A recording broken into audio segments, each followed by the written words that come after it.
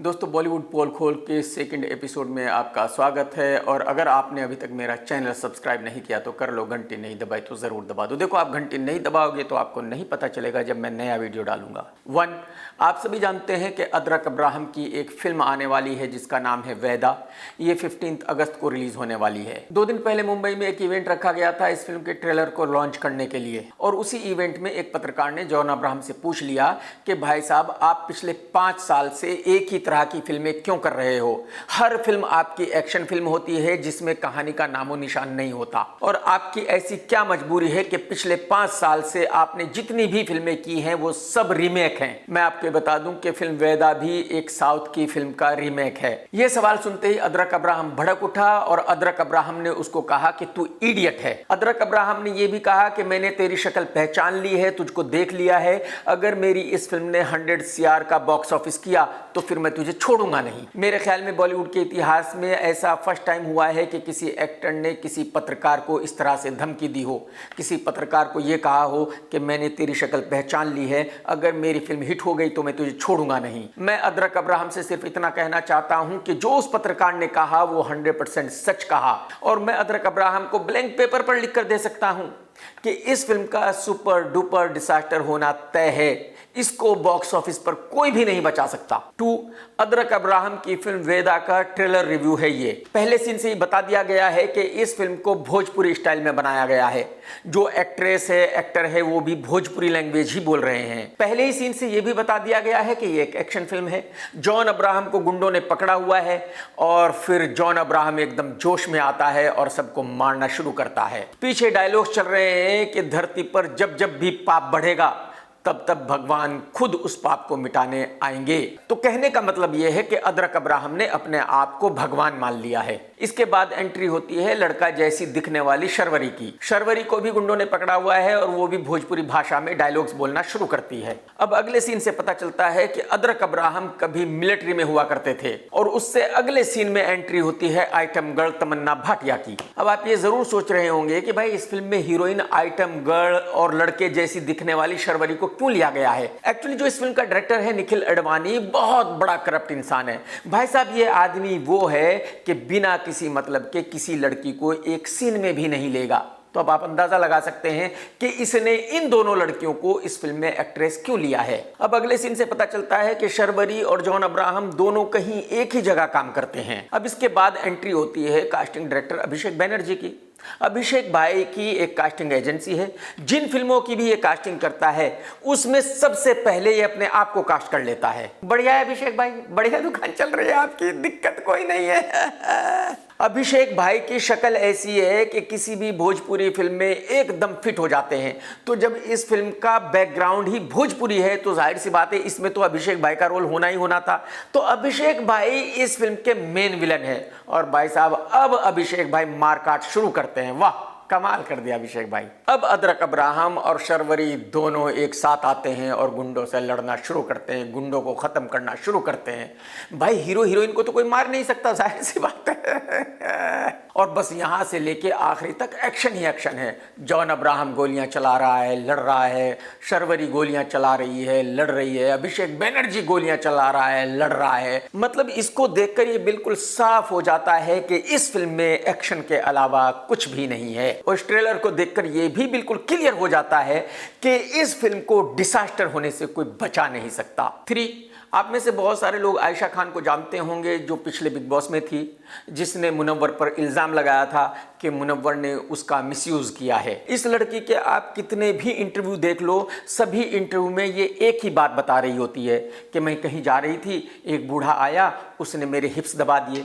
मैं कहीं जा रही थी, एक बूढ़ा आया, उसने मेरे आगे का सामान दबा दिया। एक बूढ़ा आया, मैं कहीं जा रही थी, उसने मुझे किस कर लिया। मैं कहीं ट्रेन में जा रही थी, एक लड़का आया, उसने मुझे दबोच लिया। तो मैं ऐसे पलटी में हाँ कर बोली ना, लाइक आपके मूव्स बहुत अच्छे हैं। फोटो शूट की बात चल रही थी कि फोटो शूट करना है, कैसे क्या, तो उन्होंने 3-4 कपड़े लाए और उन्होंने बोला इसको पहन के फोटोज क्लिक करेंगे, और मैं बहुत एक्साइटेड थी। Got a top. मुझे उसने दबोचा, मुझे उसने दबाया, मुझे उसने किस किया, मेरी उसने ले ली। इसके अलावा इस लड़की के पास कोई दूसरा काम नहीं है। इन सारे इंटरव्यूज में इस लड़की की बातों को सुनकर आपको समझ आ सकता है कि ये लड़की किस तरह की लड़की है। और मेरी समझ में नहीं आता कि ये किस फैमिली से है, वो कौन सी बेशरम फैमिली है जिसको जरा भी शर्म नहीं आती कि उनकी बेटी ऐसा सब कुछ करती घूम रही है। मैं आयशा और उसकी फैमिली वालों से हाथ जोड़कर रिक्वेस्ट करता हूं कि क्यों मुसलमानों का नाम बर्बाद करते घूम रहे हो, थोड़ी तो मर्यादा रखिए, थोड़ी तो शर्म कीजिए यार। 5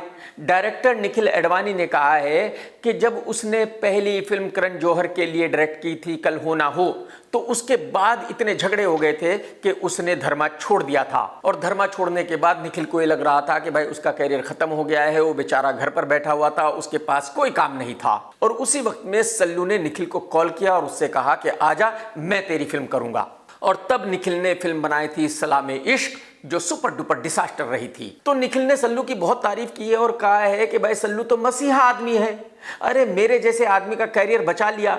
अगर सल्लू ने मेरे साथ फिल्म ना की होती तो मेरा कैरियर खत्म हो गया था। और उसके बाद से आज तक जब भी मुझे किसी चीज की जरूरत होती है, मैं तब सल्लू के पास चला जाता हूं। सल्लू मुझे कभी मना नहीं करता। सल्लू से अच्छा आदमी बॉलीवुड में कोई दूसरा नहीं है। वेरी गुड निखिल भाई, बहुत अच्छी बात बताई यार आपने।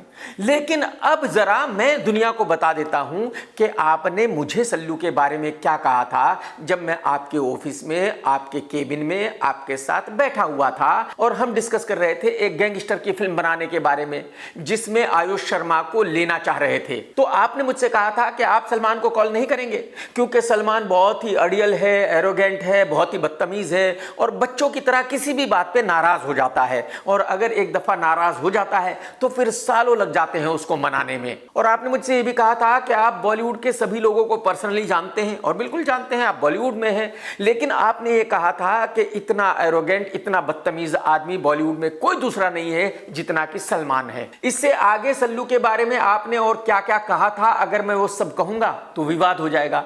तो मैं आपसे सिर्फ इतना जानना चाहता हूं कि आप इतने बड़े झूठे क्यों हो। और सिर्फ आप ही झूठे नहीं हो बल्कि सभी बॉलीवुड वाले इसी तरह महामक्कार, महा झूठे हैं। मतलब फेस पर आप कुछ कहते हो और पीछे कुछ कहते हो। जिस आदमी के फेस पर आप उसको सुपरस्टार बताते हो, पीछे उसको गालियां देते हो। ऐसा क्यों है भाई, इतने बड़े झूठे क्यों हो आप लोग? अगर आप सल्लू को मसीहा बता रहे हो तो इसका मतलब यह है कि जो आपने मुझसे कहा था वो झूठ था, और अगर आपने जो मुझसे बताया था वो सच था तो ये झूठ है। दोनों तो सच नहीं हो सकते। मैं आपको ये बता दूं कि बॉलीवुड जो डूब रहा है ना, उसकी असली वजह यही है कि आप लोग महा झूठे हो, और जहां झूठ बोला जाता है ना, वहां बरकत नहीं होती। 6 आप में से बहुत कम लोग जानते होंगे, एक पुराने जमाने की एक्ट्रेस है रिमी सेन। कुछ सीजन पहले ये लड़की बिग बॉस में भी आई थी। अब इसने सर्जरी कराई है और वो सर्जरी गलत हो गई है, तो इस बेचारी का फेस ऐसा हो गया है कि उस फेस पर देखा ही नहीं जाता। इससे पहले भी कई लड़कियां सर्जरी कराकर अपने फेस को बर्बाद कर चुकी हैं, जैसे कि आयशा तकिया, वानी कपूर, अनुष्का शर्मा वगैरह वगैरह। मैं सभी पुराने जमाने की हीरोइनों से ये कहना चाहूंगा कि देखिए, जो जवान है उसको बूढ़ा होना ही होना है। तो बूढ़ा होने से डर किस बात का है भाई? ये तो जिंदगी की हकीकत है। बूढ़ा तो होना ही है, मरना तो है ही, तो क्यों फेस बदलवा रहे हो? क्या जरूरत पड़ी है यार? 7 सीनियर कल्लू भाई अजय देवगन की फिल्म औरों में कहां दम था ऐसी घटिया फिल्म बनाने का सुपर डुपर डिसास्टर हो गई है। इस फिल्म का पहले दिन का बिजनेस हुआ है 1 करोड़ 60 लाख और इस फिल्म की लैंडिंग कॉस्ट है 160 CR। अजय देवगन की पिछली फिल्म मैदान भी सुपर डुपर डिसास्टर रही थी। इन दोनों फिल्मों के बिजनेस से आपको पता चल सकता है कि अजय देवगन की आज की तारीख में कोई भी फैन फॉलोइंग नहीं है। ओवरसीज में तो अजय देवगन कभी स्टार बन ही नहीं सका, वहां तो उसकी फिल्में चलती ही नहीं है, लेकिन इंडिया में फिर भी कुछ फैन फॉलोइंग थी। इंडिया में अजय की फिल्में कुछ बिजनेस कर लेती थी, लेकिन अब ऐसा लग रहा है कि वो बिजनेस भी चला गया है। एक्चुअली प्रॉब्लम यह है कि अजय देवगन अपने आप को बहुत बड़ा सुपरस्टार मानता है, इसलिए जुबां केसरी करता है, पान मसाला बेचता है और कहता है कि भाई जिसको देखनी है मेरी फिल्म देखो, नहीं देखनी है मत देखो, मैं तो पान मसाला बेचूंगा, मुझे रोक के बताओ। अब जो अजय देवगन की अगली फिल्म है वो है सिंघम 3, और सिंघम 3 सिर्फ अजय की फिल्म नहीं मानी जा सकती क्योंकि उसमें बहुत सारे स्टार्स हैं। तो अगर वो फिल्म चल भी जाएगी तो इसका मतलब ये नहीं है कि भाई अजय की फिल्म चल गई है। 8 आप सभी जानते हैं कि कुछ दिनों पहले सल्लू के घर के बाहर रात में कुछ लड़कों ने आकर फायरिंग कर दी थी और उसके बाद मुंबई पुलिस ने काफी लड़कों को अरेस्ट किया था। तकरीबन 10 लड़कों को अरेस्ट किया गया था। वो सभी लड़के जेल में है और मुंबई पुलिस ने चार्जशीट भी फाइल कर दी है। मुंबई पुलिस ने बताया है कि लॉरेंस बिश्नोई ही है जिसने ये सारी प्लानिंग की थी। लॉरेंस ये है जो सल्लू के पीछे पड़ा हुआ है, वो लॉरेंस ये है जो सल्लू को मार मारना चाहता है, लेकिन लॉरेंस गुजरात की एक जेल में है, वहां उससे पूछताछ नहीं की जा सकती। मुंबई पुलिस उससे मिल भी नहीं सकती, पूछताछ करना तो बहुत दूर की बात है। अब मुझे बताइए, कितना बड़ा गैंगस्टर जो सल्लू को मारना चाहता है, उससे मुंबई पुलिस पूछताछ नहीं कर सकती। चलिए जी, मान लिया कि सरकार मुंबई पुलिस को यह अनुमति नहीं देती कि उससे पूछताछ की जाए, क्योंकि वो बड़ा आदमी है। लेकिन जब उससे पूछताछ नहीं की जा सकती, तो फिर रोजाना एक नई खबर क्यों बनाई जा रही है? अब एक नई खबर आई है कि बिश्नोई ने शूटर्स को 20 लाख रुपए दिए थे।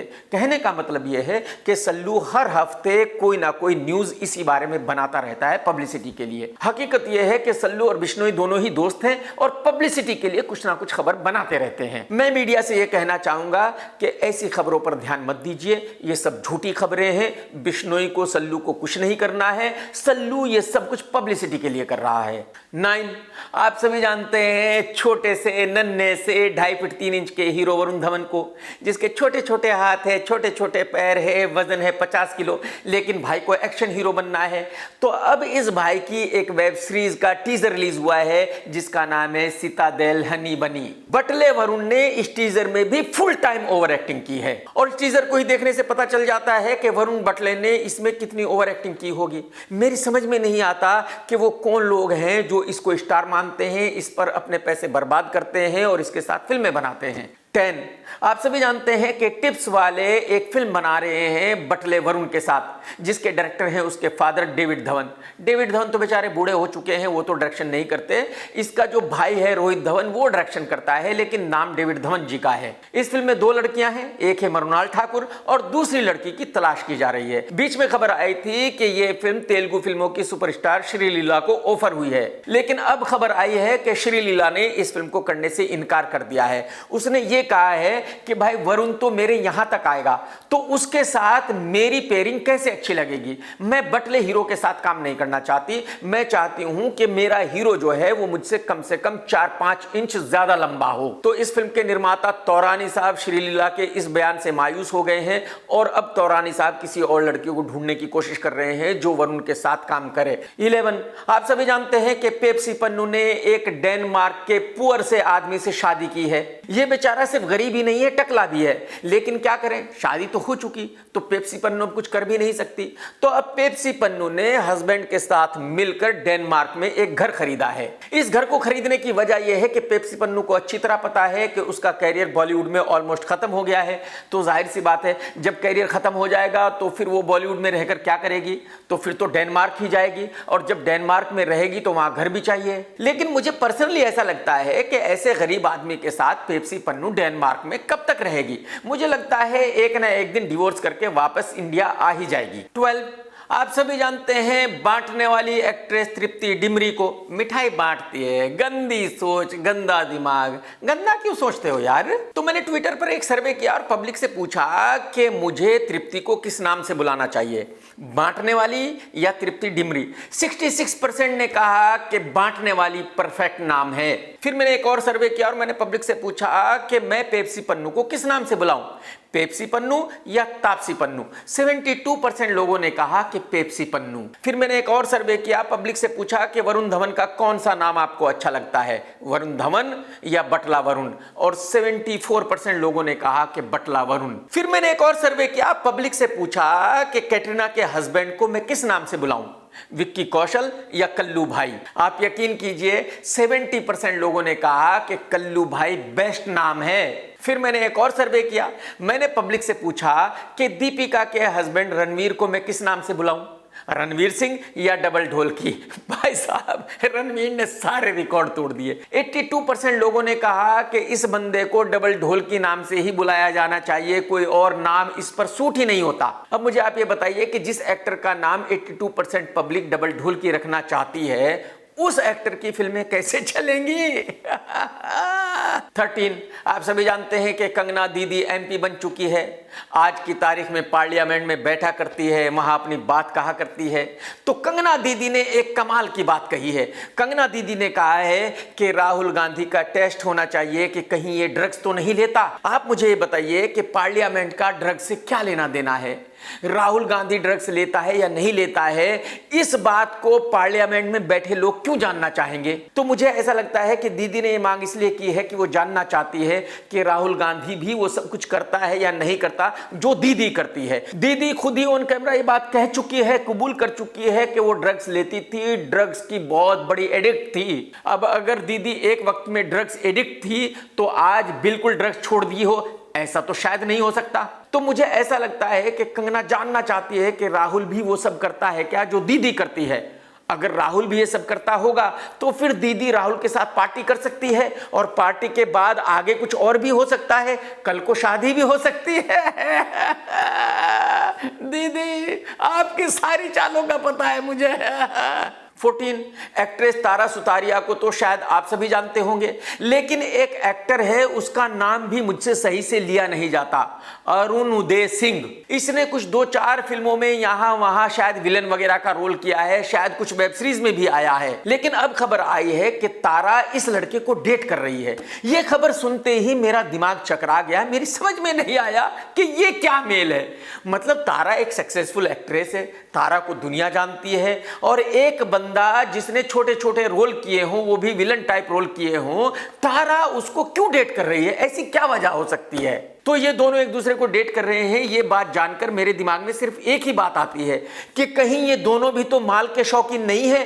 क्योंकि अगर ये दोनों माल के शौकीन है तो फिर इससे कोई फर्क नहीं पड़ता कि कौन बड़ी एक्ट्रेस है या कौन छोटा एक्टर है, किसके पास पैसे हैं, किसके पास पैसे नहीं है, किसकी क्या पोजीशन है। ये जो माल वाले होते हैं ना, ये माल वाले एक दूसरे को अपना सब कुछ मानते हैं। इस लड़के का तो मुझे 100% पता है कि माल का शौकीन है, लेकिन तारा का मुझे 100% पता नहीं है। लेकिन मेरे सामने और कोई रीजन ही नहीं है कि ये दोनों एक दूसरे को डेट कैसे कर सकते हैं अगर ये दोनों माल के शौकीन नहीं है। 15 आप में से बहुत सारे लोग जानते होंगे जरीन खान को, जिसको सल्लू ने लॉन्च किया था फिल्म वीर में। अब जरीन खान ने अपने एक इंटरव्यू में बताया है कि जब उसकी फिल्म वीर रिलीज हुई थी, फ्लॉप हो गई थी, तो वो वक्त उसके लिए बहुत ही मुश्किल वक्त था।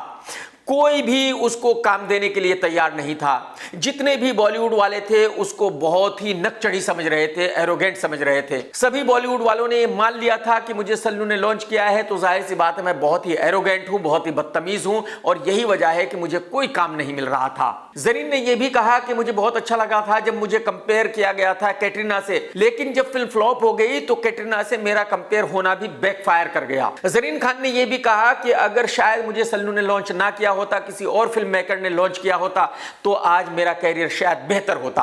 और मैं जरीन खान के साथ 100% इत्तेफाक रखता हूं। अगर जरीन को किसी और ने लॉन्च किया होता तो जाहिर सी बात है आज उसका कैरियर बेहतर होता। एक्चुअली आप देखिए, जिनको भी सल्लू ने लॉन्च किया, वो कोई लड़का हो या लड़की हो, वो सब सुपर फ्लॉप है। उसकी वजह यह है कि जितने भी बॉलीवुड वाले हैं वो उस किसी भी लड़के लड़की के साथ काम करना ही नहीं चाहते जिसको सल्लू ने लॉन्च किया है। हकीकत यह है कि पूरा बॉलीवुड सल्लू से नफरत करता है। पूरे बॉलीवुड को पता है कि ये किस तरह का आदमी है, कितना एरोगेंट है, कितना नकचढ़ा है, किसी को भी कुछ भी कह देगा। यही वजह है कि सब लोग इससे दूर रहना चाहते हैं, लेकिन सब लोग गुड बुक में भी रहना चाहते हैं, दिखाना भी नहीं चाहते कि वो इस आदमी को हेट करते हैं। तो मैं सभी लड़के लड़कियों से यही कहना चाहूंगा कि भाई साहब, अगर आप ऐसा कोई सपना देख रहे हो कि आपको सल्लू लॉन्च करे तो ये सपना फौरन ही त्याग दीजिए। सपने में भी ऐसा मत सोचिए कि सल्लू आपको लॉन्च करे, क्योंकि अगर उसने आपको लॉन्च किया तो आपका कैरियर उसी दिन खत्म हो जाएगा जिस दिन वो आपको लॉन्च करेगा। दोस्तों, इसी फ्राइडे को जानवी कपूर की भी एक फिल्म रिलीज हुई है जिसका नाम है उलझ, और भाई साहब इस फिल्म ने तो हंगामा काट दिया है। मतलब जिन थिएटर्स पर यह फिल्म लगी है वहां फ्राइडे की मॉर्निंग हंगामा हो गया, दंगे हो गए। इतनी पब्लिक थिएटर्स पर आ गई थी इस फिल्म को देखने कि पुलिस को बुलाना पड़ा, पुलिस ने लाठी चार्ज किया, तब भी पब्लिक कंट्रोल में नहीं आई। भाई साहब, इस फिल्म का 200 रुपए वाला टिकट ब्लैक में 2000 रुपए का बिक रहा था, और तब जाकर इस फिल्म ने पूरे दिन में 1 करोड़ रुपए का बिजनेस किया। मैं समझता हूं 1 करोड़ भी बहुत ज्यादा है। जानवी कपूर की फिल्म अगर 1 करोड़ रुपए का पहले दिन बिजनेस करती है, इसका मतलब यह हुआ कि लाइफ टाइम बिजनेस कम से कम 6-7 करोड़ रुपए का हो जाएगा। तो मुझे ऐसा लगता है कि यह बिजनेस भी बहुत ज्यादा है। मतलब वो कौन लोग हैं, कहां से आए हैं, मार्स से आए हैं, चांद से आए हैं, सूरज से आए हैं, जो जानवी कपूर की फिल्म को देखने थिएटर में जाते हैं। मैं गारंटी के साथ कह सकता हूं कि ये लोग मेंटली डिस्टर्ब हैं। ये लोग बिल्कुल नॉर्मल तो हो ही नहीं सकते, सवाल ही पैदा नहीं होता। 17 अक्षय कुमार की आने वाली फिल्म खेल खेल में का ट्रेलर रिलीज हो गया है, और ये बढ़िया ट्रेलर है। इस फिल्म की स्टार कास्ट काफी बड़ी है, 3-4 हीरो हैं, 3-4 हीरोइनें हैं। फिल्म में दिखाया गया है कि सभी गेम खेलते हैं, अपना अपना फोन रख देते हैं और जिसका भी कोई मैसेज आता है या कॉल आती है उसको सब लोग देख सकते हैं, सुन सकते हैं। और क्योंकि ये सभी कपल है, या तो हस्बैंड वाइफ है या तो गर्लफ्रेंड बॉयफ्रेंड है, तो जाहिर सी बात है सब एक दूसरे से कुछ ना कुछ छुपा रहे थे। लेकिन जब फोन्स को सबके सामने रख दिया गया और कॉल सबके सामने रिसीव करनी पड़ी और एसएमएस सबके सामने देखना पड़ा तो सबकी पोल खुलने लगी। तो कहने का मतलब यह है कि इस ट्रेलर को देखकर यह पता चलता है कि इस फिल्म की कहानी बहुत ही इंटरेस्टिंग है और यह फिल्म बहुत ही कॉमेडी फिल्म होने वाली है। जो फिल्म के अब तक गाने रिलीज हुए हैं वो भी अच्छे हैं। इसका मतलब यह है कि इस फिल्म को अच्छी ओपनिंग मिलेगी। 18 सीनियर कल्लू भाई अजय देवगन की फिल्म औरों में कहां दम था रिलीज हो गई है और मेरा रिव्यू यह है। कुल मिलाकर यह फिल्म नहीं है बल्कि 2.5 घंटे का टॉर्चर है और इस टॉर्चर को झेल लेने की शायद किसी में भी हिम्मत नहीं है। ना इसमें अच्छे एक्टर्स हैं, ना इसमें म्यूजिक है, ना इसमें एक्शन है, ना इसमें रोमांस है, ना इसमें इमोशन है, ना इसमें एंटरटेनमेंट है। यानी कि इस फिल्म में ऐसा कुछ भी नहीं है जिसकी वजह से इस फिल्म को देखा जाए। अगर आपके पास फालतू का टाइम है, फालतू के पैसे हैं और आप थिएटर में जाके एसी में सोना चाहते हैं तो आप इस फिल्म को देख सकते हैं। नहीं तो मैं आपसे यह कहूंगा कि आप इस फिल्म को अवॉइड कीजिए, उस थिएटर से कम 2 किलोमीटर दूर रहिए जहां इस फिल्म को दिखाया जा रहा है, क्योंकि यह 1 नंबर की वाहियात फिल्म है और मैं इस फिल्म को देता हूं 0 स्टार और मेरी बिजनेस रेटिंग भी रहेगी 0। मैं ऐसा समझता हूं कि शायद यह फिल्म 10-12 करोड़ रुपए का लाइफ टाइम बिजनेस कर सकती है। 19 अक्षय कुमार की फिल्म के ट्रेलर को लॉन्च करने के लिए मुंबई में एक इवेंट रखा गया था। उसी इवेंट में अक्की ने बताया कि बहुत सारे लोग हैं जो उसको एसएमएस भेज रहे हैं। कोई लिख रहा है कि भाई आप फिक्र मत करो, आपकी 4-5 फिल्में फ्लॉप हो गई तो क्या हो गया, आपकी अगली फिल्म हिट होने ही वाली है। कोई एसएमएस कर रहा है कि भाई साहब आप फिक्र मत करो, आप जल्दी ही कमबैक करोगे। कहने का मतलब यह है कि अक्की के बहुत सारे दोस्त उनको मैसेज भेज रहे हैं सिंपैथी दिखाने के लिए और अक्की का कहना यह है कि भाई मुझे ऐसे मैसेज तुम लोग क्यों भेज रहे हो। अरे भाई मेरी फिल्में फ्लॉप हुई हैं, मैं मर नहीं गया हूं, मैं यही हूं, काम कर रहा था, काम कर रहा हूं और आगे भी काम करूंगा। अगर फिल्में फ्लॉप हुई हैं तो हिट भी होंगी। आप लोगों को मुझे ऐसे मैसेज नहीं भेजने चाहिए। और मैं अक्की को यह बताना चाहता हूं कि ये जो लोग आपको ऐसे मैसेज भेज रहे हैं एक्चुअली ये वो लोग हैं जो बहुत खुश हो रहे हैं। इनको बहुत खुशी हो रही है कि यार बहुत अच्छा हुआ, अक्षय की फिल्में फ्लॉप हो गई हैं। तो हकीकत यह है कि ये आपके दोस्त नहीं है बल्कि आपके दुश्मन है। ऐसे लोगों को आप फौरन ही ब्लॉक कीजिए और इनसे कभी जिंदगी में दोबारा बात मत कीजिए। देखो दोस्तों, आप जानते हो कि मेरा गाना रिलीज हो चुका है, मेरे साथिया सुपर डुपर हिट हो गया है भाई साहब। 4 मिलियन लोग देख चुके हैं। अगर आपने नहीं देखा तो देख लो यार, टी सीरीज के यूट्यूब चैनल पर जाओ, टाइप करो मेरे साथिया KRK 20। कसम राजस्थान के उस काले हिरन की जिसने खुद को गोली मार ली थी भाई साहब। अक्षय कुमार ने इसी इवेंट में एक बहुत ही कमाल की बात कही है। जब एक पत्रकार ने उनसे पूछा कि भाई साहब आपकी फिल्म की कहानी यह है कि भाई आपके फोन को रख दिया जाता है और फिर जो भी कॉल आती है, जो भी एसएमएस आता है आपकी बीवी सुन सकती है, तो रियलिटी क्या है? क्या घर में भी आपका फोन ऐसे ही पड़ा रहता है और कोई भी आपकी कॉल सुन सकता है, कोई भी आपका एसएमएस देख सकता है, कोई भी आपका फोन चेक कर सकता है? तो अक्की ने कहा कि भाई साहब मेरे फोन में पासवर्ड है और वो पासवर्ड मेरे घर में किसी को भी नहीं पता। कितनी भी ट्राई कर ले मेरा फोन खोल ही नहीं सकते, चेक कर ही नहीं सकते, बात ही खत्म। मैं गारंटी के साथ कह सकता हूं कि ये जो भी अक्की ने कहा है 100% सच कहा है, इसमें 1% भी झूठ नहीं है। लेकिन घर पर मेरी लाइफ अक्की से बिल्कुल अपोजिट है। मेरा फोन पड़ा रहता है, मेरी बेटी कहती है पापा I am taking your phone, I am going to supermarket. कभी मेरा बेटा मेरा फोन उठाकर ले जाता है कि मुझे ओटीपी चाहिए, मैं क्रेडिट कार्ड से कुछ खरीद रहा हूं। और यहीं तक नहीं बल्कि यहां तक है कि कुछ ऐसे भी फोन है जिनका पासवर्ड मुझे याद ही नहीं है। मैं अपने बच्चों से पूछता हूं कि यार मेरे इस फोन का पासवर्ड क्या है। और हकीकत यह है कि मेरी औकात भी नहीं है कि मैं अपने फोन में कोई ऐसा पासवर्ड डाल दूं जो मेरी बीवी को ना पता हो, मेरे बच्चों को ना पता हो। तो अक्की भाई अगर आप ये कर सकते हैं तो आपको सलाम है यार। मानना पड़ेगा। दोस्तों अगर आपने आज का वीडियो देखा है तो लाइक करना बिल्कुल मत भूलना, कमेंट्स करके जरूर बताना आज का वीडियो आपको कैसा लगा। टेक केयर दोस्तों, टाटा बाय बाय, लव यू, जय हिंद, सत्यमेव जयते।